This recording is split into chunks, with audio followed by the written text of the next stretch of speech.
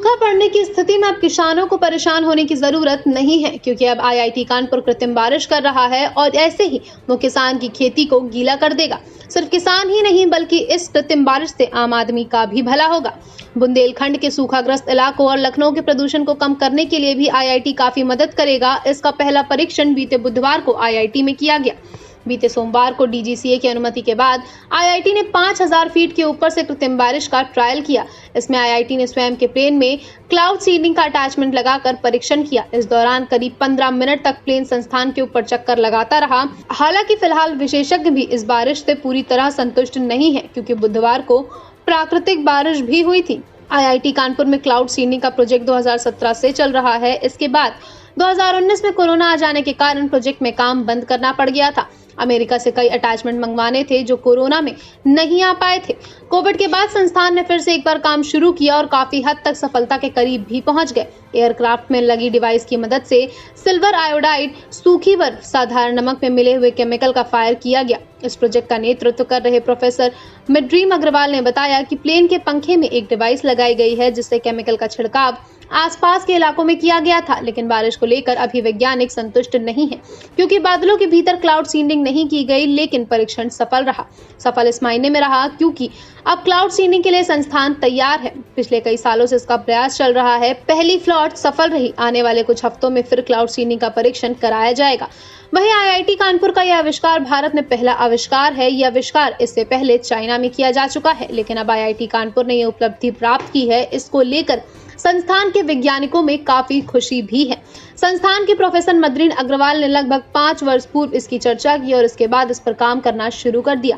मृद्रीम अग्रवाल ने बताया कि 1 साल तक तो हमने सिर्फ पढ़कर नए शोध की जानकारी प्राप्त की। इसके बाद इसको बनाना शुरू किया, फिर जाकर इसमें सफलता मिल पाई है। हालांकि अभी इस पर बहुत कुछ काम बाकी है, लेकिन अभी तक जो सफलता मिली है हम लोग उससे संतुष्ट हैं। कल सुबह आईआईटी कानपुर में एक बहुत ही यूनिक एक्सपेरिमेंट हुआ। इसमें हमारे पास जो सेस्ना एयरक्राफ्ट है, इसमें एक क्लाउड सीडिंग का अटैचमेंट लगा के फ्लाइट की गई और फ्लाइट के दौरान क्लाउड सीडिंग के लिए एक फ्लेयर्स का प्रयोग होता है, उसको फायर भी किया गया और जो कि पूरा सक्सेसफुल हुआ। कल से जो हमारा सक्सेसफुल एक्सपेरिमेंट था उसमें उसकी वजह से बारिश तो नहीं हुई, क्योंकि क्लाउड के अंदर जाके हमने फायरिंग नहीं करी थी। कल एनीवे बारिश कानपुर में सुबह से ही हो रही थी, लेकिन ये एक्सपेरिमेंट क्योंकि सक्सेसफुल रहा है, इसका अर्थ ये है कि यदि भविष्य में क्लाउड सीडिंग की आवश्यकता पड़ी तो हमारे पास इस पूरा तैयारी रहेगी कि इसका हम प्रयास कर सकें। इसके लिए हम पिछले कई सालों से प्रयासरत हैं।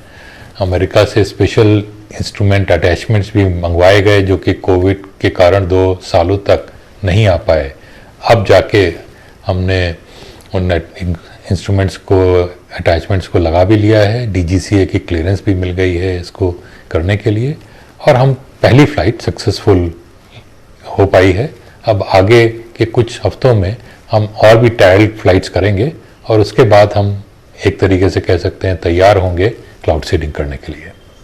सर, कितनी ऊंचाई तक हम प्लेन को लेके गए इन क्लाउड सीडिंग प्रोसेस को कंप्लीट करने के लिए? सेस्ना एयरक्राफ्ट जो है जितनी ऊंचाई तक जाता है, जो कि बहुत ऊंचा नहीं है, इसमें ये एयर प्रेशर नहीं है, तो इसकी ऊंचाई 1-2 किलोमीटर तक होती है, तो उसी हाइट तक जाता है। और उसी हाइट तक जाने की आवश्यकता नॉर्मली होती है, क्योंकि जो रेन क्लाउड्स होते हैं वो नीचे ही रहते हैं, वो बहुत ऊंचे स्तर पे नहीं होते। ऐसी खबरों के लिए हमारे चैनल को आज ही सब्सक्राइब करें और कमेंट बॉक्स में हमें अपना सुझाव जरूर भेजें। धन्यवाद।